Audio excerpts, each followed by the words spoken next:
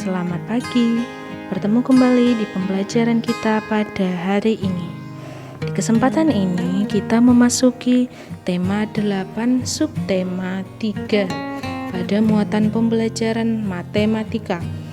Ya, apa yang akan kita pelajari hari ini? Ya, kita akan belajar tentang menyajikan data dalam tabel dan diagram. Mari kita saksikan video ini dengan baik dan tetap mencatat hal-hal yang penting pada bukumu. Nah, yang pertama harus kita ketahui adalah data. Apa itu data? Data adalah suatu hasil pengukuran atau pengamatan yang bentuknya dapat berupa angka dan kata-kata.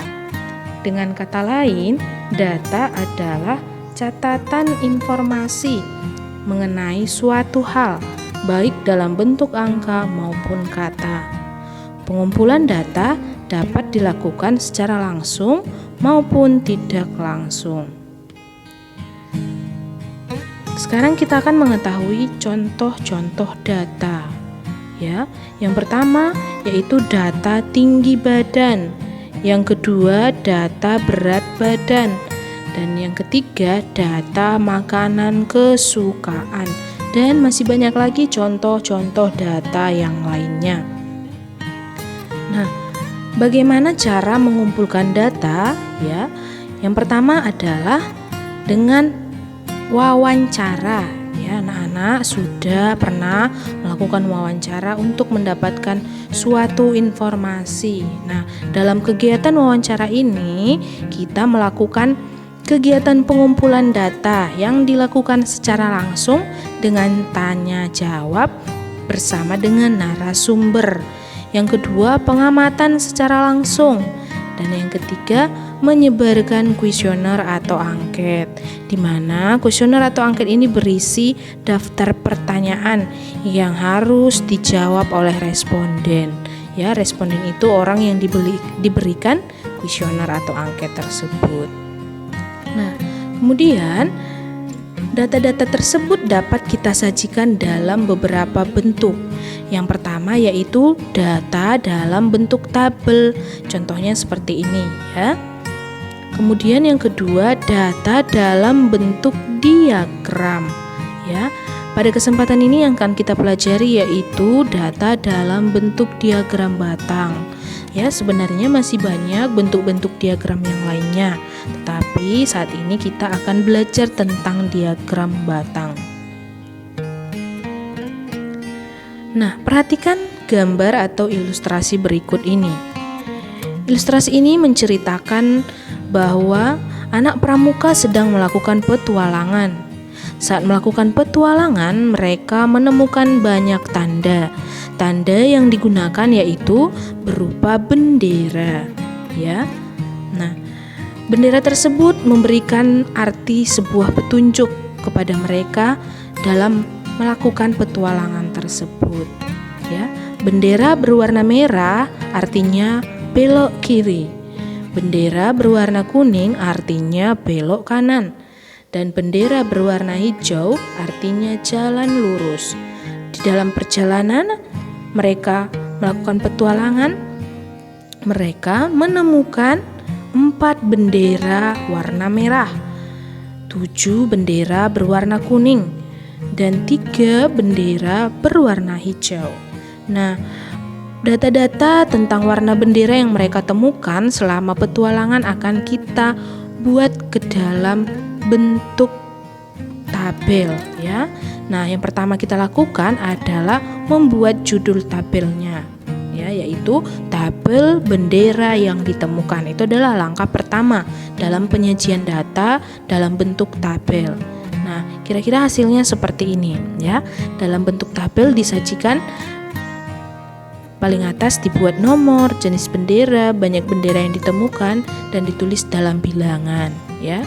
Jadi kita tuliskan warna atau jenis benderanya, kemudian banyak bendera yang ditemukan, ini artinya ini dalam bentuk turus ya. Ini dinamakan turus atau garis-garis ini disebut turus ya. Terus kita sajikan dalam bentuk bilangan ya, sesuai jumlah turusnya 4, 7, dan 3. Nah, Nah, kira-kira seperti ini bentuknya dalam tabel. Nah, kita juga akan menyajikannya dalam bentuk diagram batang, ya. Tetap langkah pertama yang kita lakukan yaitu menuliskan judul diagramnya, yaitu diagram bendera yang ditemukan. Nah, bentuknya seperti ini, ya. Kita gambar diagramnya, ya. Yang paling bawah ini kita tulis warna-warnanya yang ditemukan, dan yang ini yang berdiri kita tulis jumlahnya, ya. Tadi yang warna merah ada 4, warna kuning ada 7, dan warna hijau ada 3. Ya, jadi bentuk diagramnya seperti ini. Nah, contoh yang lainnya, ya. Di sini terdapat data dalam bentuk tabel, ya. Kita akan mengubahnya ke dalam bentuk diagram batang. Kita lihat data ini bahwa simbol lalu lintas dilarang parkir. Teman yang sudah mengetahuinya ada 5. Dilarang berhenti ada 3. Lambang lampu lalu lintas ada 8 orang, ya. Jadi kita akan membuat ini ke dalam bentuk diagram batang, ya. Kira-kira bagaimana hasilnya? Ya, seperti ini, ya. Seperti tadi di bawah dibuat simbol lampu lalu lintasnya. Terus yang di samping berdiri ini kita buat jumlahnya, ya, sesuai dengan yang sudah kita dapat dari tabel tadi, ya. Ada 5, ada 3, dan ada 8. Ini jangan lupa juga memberikan nama diagramnya, yaitu diagram banyak teman yang sudah mengetahui. Oke, kira-kira sudah paham anak-anak? Ya, semoga sudah paham, ya. Kita buat contoh yang lain lagi, ya. Contoh yang lain yaitu berikut ini adalah laporan nilai ulangan harian 6 siswa kelas 3 SD. Laporan dibuat dalam bentuk tabel, ya. Ini laporannya. Terdapat 6 siswa, ya, dari nilai 5 sampai nilai 10. Frekuensi itu artinya sama dengan jumlahnya berapa siswa, ya. Kita akan menyajikannya dalam bentuk tabel, ya. Kira-kira tabelnya seperti apa, ya? Seperti ini tadi sudah, ya. Seperti ini tabelnya. Nah, dari tabel ini kita dapat menjawab beberapa pertanyaan. Berapa banyak siswa yang mendapat nilai 7? Kita lihat yang mendapat nilai 7 ada 2, ya. Dan yang kedua, berapa banyak siswa yang mendapat nilai 9? Ada 3, ya. Berapa banyak siswa yang mendapat nilai 10? Ya, ada 2. Kemudian, berapa beda antara siswa yang mendapat nilai 5 dengan siswa yang mendapat nilai 10? Ya. Nanti kalau begini pertanyaannya kita lihat yang mendapat nilai 5 ada 4, yang mendapat nilai 10 ada 2. Jadi kita kurangkan 4 dikurang 2 sama dengan 2. Nah, data-data ini juga akan kita sajikan ke dalam bentuk diagram. Kira-kira bagaimana bentuknya? Ya, kita buat dulu judulnya, diagram banyak siswa yang mendapat nilai 5 sampai 10. Ya, diagramnya seperti ini, ya. Yang di bawah ini merupakan nilai, dan yang di sebelahnya atau di samping itu frekuensi atau jumlah. Kita buat sesuai dengan tabel yang sudah kita punya. Contoh terakhir, ya. Nah, ini adalah diagram batang banyaknya siswa SD Tunas tahun 2015 sampai 2019. Kita perhatikan diagram ini, ya. Kita akan mengubahnya ke dalam bentuk tabel, ya. Kita buat judulnya tabel banyak siswa SD Tunas tahun 2015 sampai 2019. Ya, kira-kira bagaimana tabelnya? Ya, seperti ini, ya.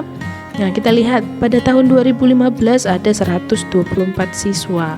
Ya, kita lihat bahwa diagram batangnya ini tidak sampai di garis 125. Jadi kita buat perkiraannya yaitu 124. Begitu juga dengan tahun 2016 ada 141 siswa, tahun 2017 ada 118 siswa, tahun 2018 ada 136 siswa, dan tahun 2019 ada 134 siswa. Nah, banyak siswa ini kita lihat dari bentuk diagram batangnya. Ya, kira-kira mengerti anak-anak mengubah